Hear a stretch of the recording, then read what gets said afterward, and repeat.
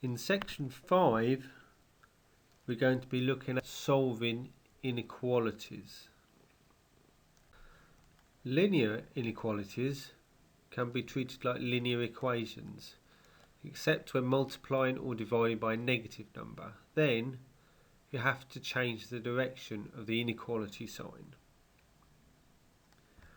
A quadratic inequality can be solved in one of two ways: a graphical way or an algebraic way. For the quadratic inequality, we can look at the discriminant to see if there are any real roots.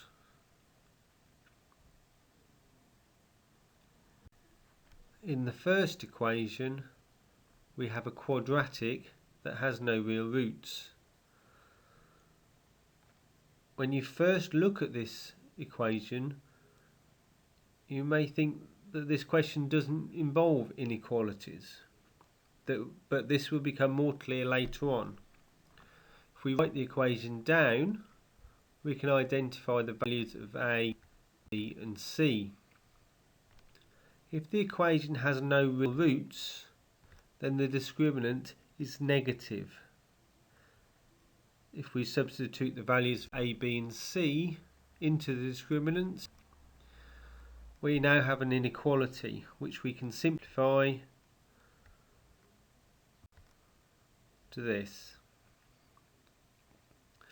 In this first example, we're going to use a graphical approach.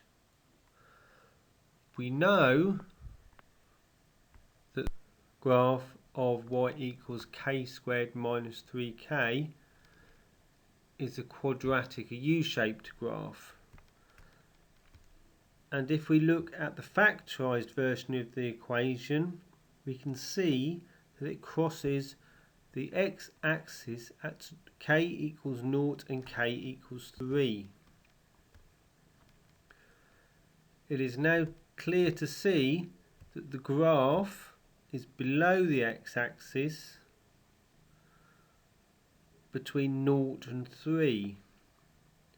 So k squared minus 3k is negative between 0 and 3. So this gives us the answer 0 is less than k, less than 3.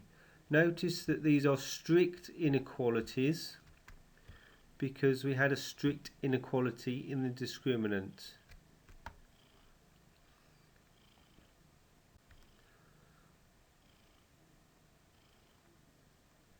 Here is the second example. Here we have a quadratic that has real roots. If we write the equation, we can again identify A, B and C. Now the discriminant needs to be bigger than or equal to 0. So if we substitute the values in again and simplify, we can get this inequality. This time we're going to solve this using an algebraic approach.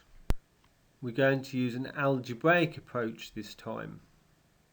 We're going to draw a number line, and on that number line we're going to put minus 3, which we've got from looking at this first bracket being equal to 0, and 5, which is when this second bracket becomes 0.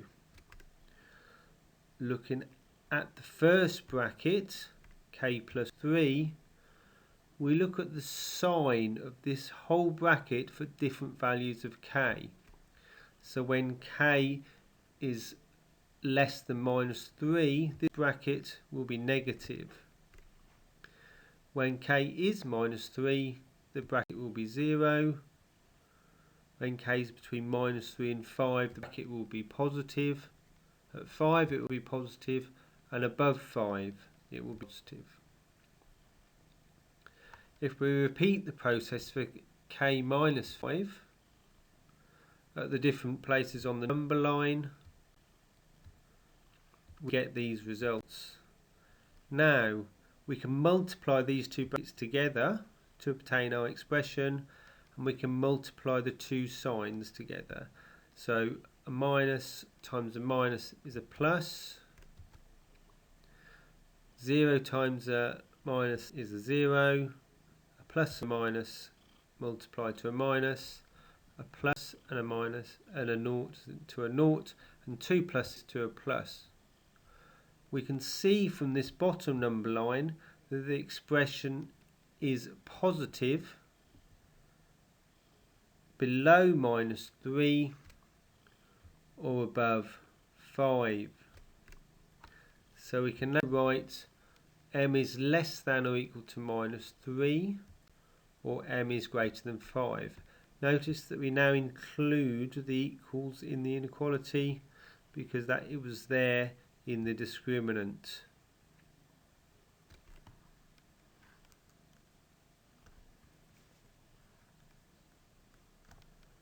Here is a typical exam question for you to try. Press pause, and once you have finished doing it, press play again to see the answers.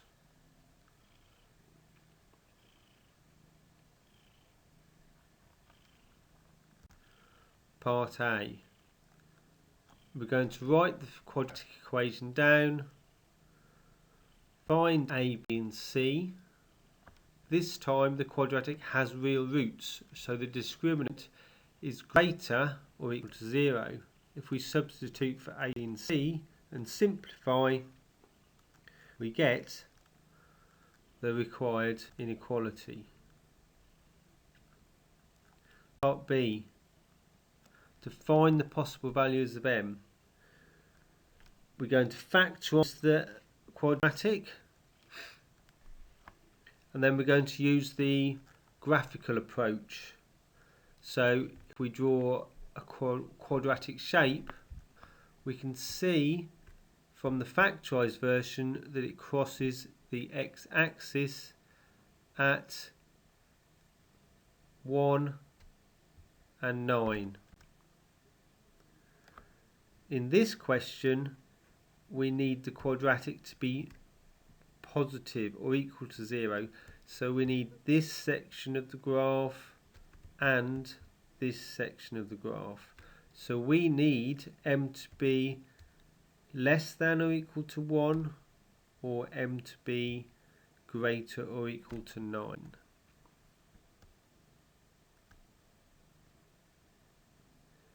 We'll leave you with the key points from this section.